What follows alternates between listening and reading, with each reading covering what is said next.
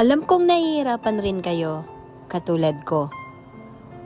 Pero alam nyo ba, ang sekreto kung paano ito malalampasan pag meron ka mga problema? Tiwala ka lang sa taas. Tiwala ka lang sa Diyos. At dahil sa Kanya, gagaan ang iyong pakaramdam. Kailangan mo lang lumapit sa Kanya.